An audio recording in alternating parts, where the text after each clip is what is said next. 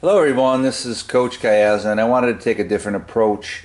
I put together a YouTube video to help us better understand our offense in terms of roles and responsibilities and player alignment and setup, and a couple of guidelines that'll help players, I think, better understand the movement between the players. Because what I'm trying to stress with the players is it's just as important for the people without the ball to move properly and correctly as it is for the person with the ball. So before we get started, I'm going to hold up a piece of paper. It'll have our players' names and the positions that I want them to learn. So take a quick look,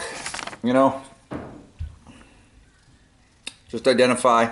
So as we get into this little presentation, you'll know exactly where you're supposed to be. Okay, so here we go. Basically, what you're looking at is a half of the court. You got the center circle, three-point area, the paint, the blocks, and we're going to show you the player positioning and alignment. We're going to start with our 2 point guards, the 1 and the 2. 1 is on the left-hand side. 2 is on the right-hand side. We want them to be parallel, so they're about the same height. In terms of their spacing and alignment, we want them just outside the lane line. So this is the lane line. This is the lane line. We want the player just outside each of the lane lines. Those are our point guards. Our 3 and our 4 are our wing players. 3 is on the left. 4 is on the right. We want them outside the 3-point area. And we want them about as high as the free throw line extended. There's the free throw line. So we extend the free throw line out. That's about the height we want them at. So as you can see, those are our 4 perimeter players, and they're pretty evenly spaced. So it makes it easy to pass, but it also spreads out the defense. And it leaves us the ability to hopefully attack the middle.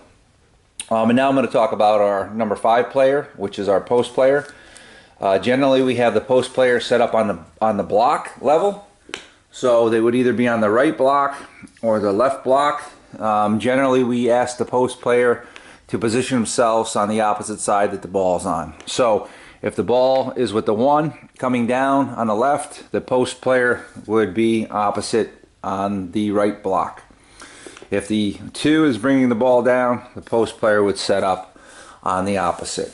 So that's pretty much our spacing and alignment. What I can't stress enough for the 3, 4, and 5 players, you need to transition quickly from defense to offense. When we have the ball on offense, the 3, 4, and 5 need to run down to their spots quickly, set up quickly before the 1 and the 2 are coming over the center line. So it's important that we instill that on the players, that they need to set up quickly. Okay. In addition to that, I just want to talk briefly about some rules for our players, or some guidelines for our players to help them better understand what it is that we're trying to accomplish and where they should be. And we'll start with the post player, which is a 5 player. I'll draw your attention to the post area, and this area here inside this box is called the paint. An offensive player cannot be inside the paint for more than 3 seconds without the ball. If you're just camping out inside the paint without the ball, it's a violation and we lose possession. So the 5 player can be in the paint up to 3 seconds without the ball. If they don't receive the ball, they have to come out. They can go in and out as much as they want, as long as they don't stay in the paint for more than 3 seconds without the ball. So the post player needs to be aware of that. Obviously, I'm going to show you the triangle that the post player works primarily. Usually they'll be down on the block. They can flash to the ball. If they don't receive it, they can go back, flash up, down to the other block. They can come high post, come across, come down. Any combination in terms of movement, but generally they stay in that specific area, down on the post. Generally, these players are a little bit more physical, don't require a lot of dribbling, and usually in a pretty good position to shoot, catch and shoot, catch and shoot. So for our post player, again, the rule is to stay on the backside, and then there is going to be opportunities when we're going to ask the post player to flash to the ball. And I'll show you what that looks like, okay? When we flash to the ball, right now the 2 has the ball. So we'll flash the ball when a player gets denied or needs help. So if the 2 starts to dribble in and gets stuck, loses the dribble, the 5 would flash about halfway up, looking for a quick pass, turn and shoot. Okay? Give you another couple examples. Because with our post player, and with all our players, we want them to start to read the defense, read the offense, and start to use their judgment as to read and react to what's going on. So in this example, the 4 has the ball. They're going to dribble in successfully right to the hoop. They're going to beat their player, and they're going to go right to the hoop for a layup. If they do that, we want the 5 player to stay on the backside, because if the 4 shoots and misses, the 5's in a good spot for the rebound. But more importantly, if the defender, whoever's covering the 5, turns to try to stop the 4, it leaves the 5 player wide open for the pass and then the open shot. So that's a judgment call, and we want the post player to recognize that, the 5 player to recognize that and stay on the backside, because the 4 was able to drive into the hoop successfully. Okay? Different scenario. Let's say the 4 has the ball, and they're driving in, and it's a little tougher defense, and they get to about that spot, and they get denied, and they lose their dribble, and they pick up the ball, and they can no longer dribble. They're stuck. We would expect a 5 player to recognize that. Once they recognize it, they're going to flash across about halfway, hands in the air, looking for a pass from the 4, turn and shoot, make an easy shot. So that's an example when the 5 player would be flashing up to the ball. If the 4 player has the ball and stuck, 5 player flashes, the ball gets passed to the 2, 5 would return to the backside. Okay? So again, it all comes down to players, I guess, living in the moment, reading and reacting and anticipating, and then again reacting to what our offensive players are doing and what the defense is doing. Okay? So that's our rule for our 5 player, the post player. Now I'm going to talk to you a little bit about perimeter play. That's the 1, 2, 3, and 4. Okay, so what we want to instill in our perimeter players, okay, is when we dribble the ball, generally when somebody dribbles the ball, we want them to dribble straight to the hoop. We want them to attack the hoop, okay? From time to time we get sidetracked. So if somebody is dribbling the ball in your area, if you're a perimeter player, let's say you're the 3 and the 1 is dribbling and they're dribbling into your area, we want you to recognize that. We want you to set a screen for the 3 player. Once you set the screen, we want you to either pop out for a pass or roll towards the hoop for a pass. So let's take a look at what that looks like. 1's got the ball, okay? Ideally, we'd like the 1 to dribble straight to the hoop, okay? If they get sidetracked and they get pushed towards the 3 and they're dribbling this way, we want the 3 to recognize that. We do not want to make a pass from the 1 to the 3 at that distance. Okay, it does no good for us to make passes in that short of a distance. We still have the 2 defenders here, and all we're doing is clogging up an area with 2 players in it. Here's the better option. If the 1 is dribbling in towards the 3, we want the 3 to recognize that. We want the 3 to come up, set the screen on the defensive player that's guarding the 1. The 1's going to take that screen, go tight to it, around to the hoop, okay? Hopefully the 1 can continue their dribble right to the hoop. Once the 3 sets the screen, they're either going to pop out for a pass or they're going to roll in for the pass, okay? So that's pretty simple for our perimeter players in terms of if somebody dribbles into your area. So it doesn't matter if it's the 2 dribbling into the 4's area, the 4 is going to set the screen, 2 will go around, 4 will pop or roll in, okay?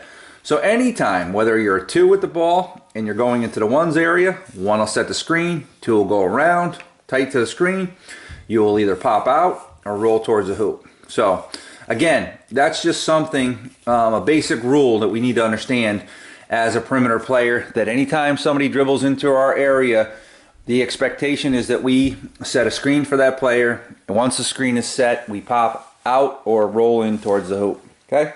Pretty easy. One of the things I want to stress with our 3s and our 4s, even though that's your starting point, that's where you set up, you need to move around in your area to get open, okay? So this is your area of responsibility. This is your area of responsibility. You want to make sure that you can get open. So if the 2 has the ball, 5 would be on the backside. That 4 player can V-cut to get open, okay? Looks like a V, down and up.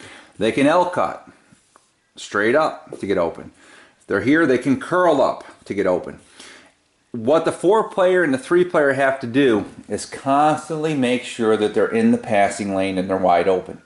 If there's a defensive player right here playing the 2, the 4 is directly behind that defensive player. There's no way the 2 can get the pass to the 4. The 4 needs to make sure that they're big and visible, coming up, increasing the passing lanes by staying open. Okay?